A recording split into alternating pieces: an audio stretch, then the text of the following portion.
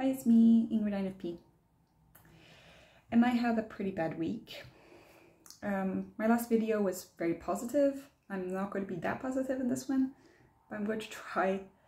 I do have some messages of hope at the end, so stick around. I'm not like just going to be complaining throughout my whole video. First of all, I did get a haircut, so that is positive. There's a good thing that I did that. I was really stressed, but somehow the hairdresser understood that I did not want to talk, so we did not talk. So yeah, win for the introverts that are watching. You can do it. If you just say that you don't want to talk, they won't talk. So yeah. I've been feeling pretty shitty. I was thinking of departing from this world, for lack of a better term. Don't worry, I am trying to take care of myself, and I'm not having any plans to leave, I guess. But it has been pretty tough. I have 2 patients within the space of 2 weeks who want to change doctors and report me and sue me. Usually this happens with one patient like once a year or something, but it happens to be within 2 weeks. And my boss got the reports, and I don't know what his thoughts and feelings are on the matter. My boss does not want patients to leave my workplace, you know, and to, you know, and it's been tough because I'm doing the right thing, but it is not what the patients want, and the patients think that I am not listening to them because I'm not giving them what they want, and it is an ethical dilemma for me. And I know that I'm doing the right thing according to other people in my profession and according to the law. At the same time, I feel extremely terrible and guilty about what I did. I won't go too much into the details because, you know, patient secrecy, and also I don't want to get sued and this to be used in court. But I think every doctor has to go through this at a certain point. Unfortunately, this happened like right after I got an autism diagnosis, which has been, you know, a thing, you know, and I can't, as much as I want to be positive about the autism diagnosis, I have to remind myself that this is a big thing. I can't just brush it under the rug and keep living as I have before. But yeah, so this happened, and I've been having obsessive thoughts about it, and I haven't been able to think about anything else, and it has destroyed my weekend because I finally had some time now to relax and to sleep, and I realized like I got into a lot of terrible thoughts, bad thoughts. So now I'm doing a bit better. I've had to call my best friend. I hate phone calls, but I did it. I called my best friend in kind of a crisis, and we talked, and he's a doctor as well, so it's good to have this, you know, doctor to doctor discussion. And we talked for about 45 minutes. Then the next day I felt terrible again, so then I had to write to him again, and I feel like such a burden, but he reassured me, and he said, no, you did the right thing, you're just, you know, need to distract yourself, do something else.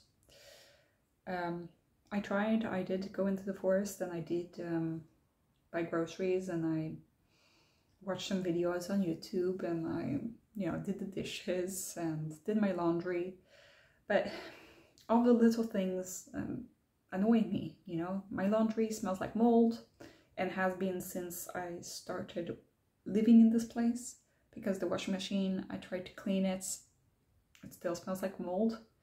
And these small things, when accumulated, just leads to me wanting to throw something, you know? All of these little things. Another thing is that I went to... my German viewers will understand that I had taken all of my bottles and went to the pant machine, the machine that takes your old bottles, and the door was closed. And I'd taken all those bottles through the forest to this grocery store, several kilometers, and then I had to throw them into the regular trash, which, yeah, terrible for the environment, but somehow, you know, the pant machine was not working, so here we are. So that also frustrated me.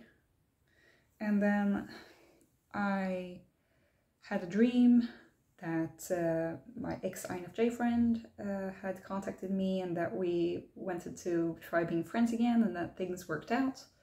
And then I woke up and I was viciously reminded that no, this is a person who has door slammed me and who has blocked me on all social media. So, yeah, there was that. And then there was also the fact that I went to a course with my ESFP colleague, her ENTJ fiancé, and another ESFP colleague, I think. And I'm not sure, they might all be, they're all extroverts at least. And they all love teasing each other endlessly and teasing me and blasting loud music that has inappropriate lyrics, and, you know, and it was fine. You know, it's fine for a few minutes, but it's not fine for 1.5 hours of driving. I can't deal with that. So then at the end of the course, I just took the bus home. I couldn't deal with them. But it was hard to explain to them that it's not that I don't like them, it's just I needed some time alone and to just listen to my music in the bus and not think about how to respond to conversation. That is pretty immature, let's just say. So yeah, and then the next day I woke up with a migraine because when I'm overstimulated, that's what happens, kind of. So a lot of things have happened. My last video was really positive and I was seeing the light and everything. And I've tried to keep that mindset, but it has been really hard, and I have broken down crying now yesterday because it is too much for me to handle. And at the same time, I guilt myself for thinking that it's too much. There was a commenter who thought that I had, because I'd written post-diagnosis, she thought that I had gotten the diagnosis of cancer.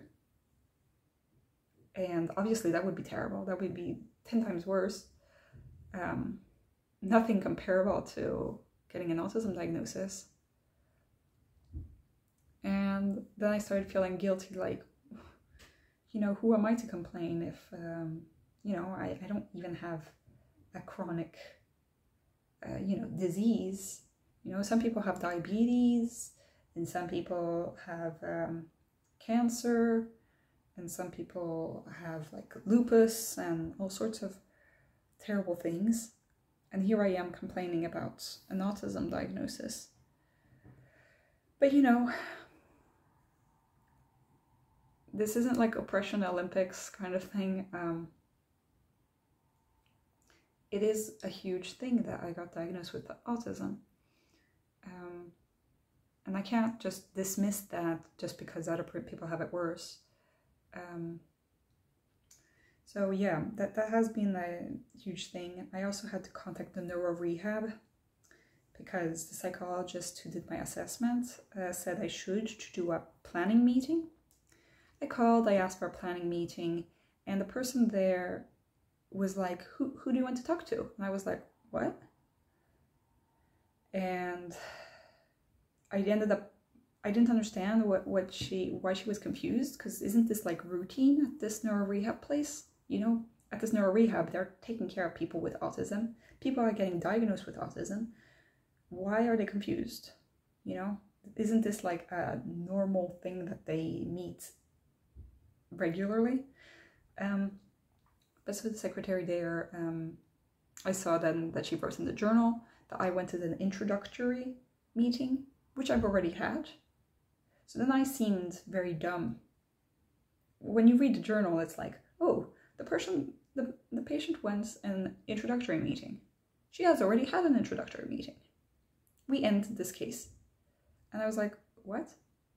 I didn't ask for an introductory meeting. I said that I already have a diagnosis of autism and that you guys are the ones who referred me and the referral has come back to you. Now we have the answer. Now let's plan what kind of help I would need. So I had to call again, and I called again, and she was like, well, what kind of help do you need? And I was like, well, I thought that that's what we would talk about in a planning meeting. And she said, well, she said, yes, but what kind of help do you need? And I was like, I don't know. What do you guys offer, you know? And I said, well, this is huge and I have a hard time expressing like what I need because I don't know. I said that I do have terrible problems with, you know, taking care of chores at home and that kind of thing. And she said, oh, maybe you could have help from an occupational therapist. I was like, yeah, thank you. Like something. So yeah, I might get contacted by the occupational therapist, or this occupational therapist might talk to the team and say, you know what, let's have a planning meeting, which is what I suggested from the start, but you know, it's just sad that the people who are supposed to understand autism are the ones who are misunderstanding me in the most simple ways. You know, I just asked for a planning meeting and they just completely misunderstood what I said, you know. I don't have to go into huge explanations. I shouldn't have to, but that's how I had to do with the secretary. Now I understand the secretary isn't medically trained, you know, but she is a medical secretary, you know, and this administrative kind of thing is something that she should know, like what the routine is about. Anyway, so we'll see about that. Also, my psychologist at the GP clinic, he like when I call the clinic, he will call like 5 days later, like 5 working days later. And it's like, I can never book a time because there's always something new that gets booked on me before I have time. So it seems like the next times that he has are like the end of October, maybe November. So I have to deal with these problems on my own pretty much, and nobody understands. And yeah, I've been feeling pretty lonely about this, and I felt like things were hopeless. So what I did is that I went to Facebook and I looked for groups, Facebook groups. There are several Swedish groups, so I applied to like 6 different groups and I got admitted to 3. One of them was about the workplace, which, you know, I live in a kind of, I work in a kind of specific workplace, being as like I'm a doctor. So yeah, it's a little bit different from other kinds of workplaces, but still it might be useful. They don't post that much, so it's fine. I also joined one that was called like for women and non-binary people who are autistic. Unfortunately, I think that there's a bit of a toxic environment in there because a lot of it is about, you know, patriarchy. And I love that, but you know, it is quite a lot, especially when it comes to, you know, I just want to talk about autistic things. I don't want to talk about things that aren't coupled to autism. Then there's another one that's called Autism and ADHD group. It's a closed group, and it's good. There's a good mix of people in there though. Some are just ADHD, and the people with ADHD seem to do 10,000 things. Like they seem, their lifestyle is not at all comparable to mine. Also, there are a lot of parents of autistic children, which is not great. Also, but so it's okay. It's like, it does have some good questions, and I think that it's the best out of those three. Then I went on Facebook and looked at this group called Vem tar hand om doktorn, which means who takes care of the doctor. And basically it was a group that is for people who, well, anybody, any doctor who has been mentally ill or had challenges because of their physical health. And a lot of people have been burnt out. And so I've been part of that for a long time. Unfortunately, it has 10,000 members, and a lot of them are my friends or acquaintances or colleagues or former colleagues. So, and there are some people who are bosses who are in there, you know, as well. And if I were to post anything on there, or if I were to even reply to anybody on there, or even like a post, I think that people would check it out, you know, and be like, I wonder if we should, you know, give her a job in the future if she is depressed, you know. And it's, so I would have to post anonymously on there, and I know that a lot of people do. One person didn't post anonymously, who was one of my acquaintances from medical school. She was in my class, and she said that she left the medical field entirely because she got burnt out and she got kids. And so now I understand why she left my class in medical school, and I didn't see her for a while. I knew that she'd had kids because I was Facebook friends with her. But I didn't know like the extent to what she had gone through. But I understand that took a ton of energy and bravery, you know, and I don't have that bravery to write a post that is directed to 10,000 people. And, you know, I do my YouTube videos, but I don't, like, I get hundreds of views, but I know that a lot of those views are just people rewatching or people just clicking on my video, basically. People who aren't, you know, seeing the message. Like, it is a little bit more vulnerable to post in that group. So I'm not going to do that. However, there are some offshoots from that group. One of them is for people with ADHD, doctors with ADHD. And another one is for people doctors who are in the process of an assessment for ADHD. And I was in that group. And I have actually posted in that group because it was like maybe 30, 40 people in that group. And I did get quite a bit of help, actually, in how to think about the ADHD diagnosis. However, it's not about autism. So I wrote in that group again now. And I said, is there a group, I just got diagnosed with autism, is there another group for autistic doctors? And they said that they'd check up on it. But they did say, write in the huge group to ask if there's somebody who knows of a autism diagnosis group for doctors. Oh, and they said that you could be the one to create it. And I was like, I'm not sure I want to do that. But it would be sad if there isn't a group for autistic doctors, because I'm sure that there are lots of autistic doctors. You know, it's a kind of job that I think maybe not general practice doctors, maybe there are quite a few radiologists or, you know, stereotypically, that kind of thing. I'm sure that there are a lot of autistic doctors out there, but I don't think that there's a group. So it does feel kind of lonely, because it seems in general that people with ADHD are much more, they're out there on the forums discussing their ADHD a lot more than I think autistic people are.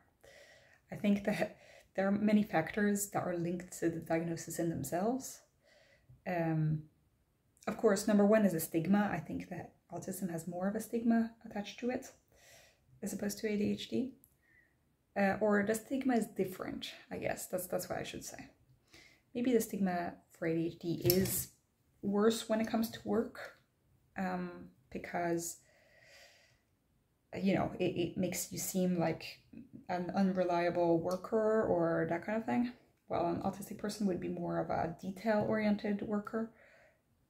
However, you know, as with everything, the workplace also has social parts to it. And I think that in terms of being a doctor, there might be the stigma of like autistic people don't have empathy, which isn't true, by the way. But there are problems with the way that we treat autistic people who are doctors. You know, the fact that they had to make a show called The Good Doctor, I don't know. I find that I do have problems with being a doctor and being autistic. And I want to find my people, and it's hard. I can't find people. So we'll see what I do about that. I'm waiting for a response to find out if there's an autism group. And so there's all of that. 2 seconds. Okay, sorry. I had to get my autism diagnosis report because I got my report, which is several pages long. I also got, together with the report, like this paper about autism spectrum, which is basically just a photocopied paper that, I mean, I already know this stuff. It's interesting because it does talk about like what is the cause of autism, and they talk about biological things. But you know, these are all theories. Then the thing is, she gave me like tips for like adults with autism. Unfortunately, 3 out of the 5 links on this page include the word Asperger, which, you know, not great, but okay. The first is the Asperger Center, and all of these are in Stockholm, you know, and it's like, it sucks because my region does not have anything, basically. It only has this new Rehab place that, frankly, kind of is disappointing. Another one is the Autism and Asperger Association. Another one is called Young and Asperger. And it's like, come on. And then she gives me 2 podcast tips. And both of them, one of them is from 2010 and one of them is from 2013. Which really, you know, like, and once again, they use the word Asperger's. One of them is for a woman with autism. Anyway, I find that these recommendations are pretty outdated and not very useful. I have looked up all of the websites. No, not really for me. I have delved so much into these things that, like, at this point it doesn't help that much. I think that I should be the person who decides what kind of recommendations. I have recommendations for people who get an autism diagnosis. I have recommendations of YouTube videos. I have recommendations of books. You know, I think that my next video will be about my recommendations for YouTube channels, because I have a lot, because I've watched many hours of videos, I know quite a bit. Now, what kind of made me sad about my report, apart from the disappointment about that, the report is very accurate, and it is sad to know how accurate it is. But for some reason, this really, I guess that's because, you know, growing up as a smart kid, as a gifted kid, I mean, people didn't use that language because I was in France and they didn't use the word gifted, and they, you know, they just said I was bright, you know. They said I was smart, and I identified with that quite a lot. I don't identify with that at all as much as an adult because I don't feel particularly smart. However, I don't feel like I'm in the lower average. But I did do a cognitive test, and it put me in above average when it comes to linguistic skills. It put me in the average when it comes to perceptional skills. However, it put me in below average in working memory, which sucks, especially considering my job as a doctor. I need a lot of working memory. And it put me in really below average in terms of speed. And the reason for that is because I was so scared of doing something wrong that I couldn't go quickly. And so I am extremely slow. And it's never nice to find out that you're very slow. It's never nice to find out that your memory is not working correctly. But that's how it is. I mean, it is just one test, but yeah, it did hit my self-esteem a little bit to figure out that, like, wow, my brain has been so affected by burnout, I guess, that I am not able to perform even in the average for these certain skills. But yeah, I just have to accept it and just keep going. So this video is a little bit more realistic compared to my last one, I guess. And I didn't want to make a video again of me crying because we have a lot of those on this channel. But I was extremely upset, and I've tried to make this video about like 4 times before this shot, and then every time I start bawling, crying. So I think that I've figured out a way to process this a little bit, to figure out how I can go further, you know, by searching for community, by absorbing the information that is in this sheet, by asking my friends for help when I can, and by just, you know,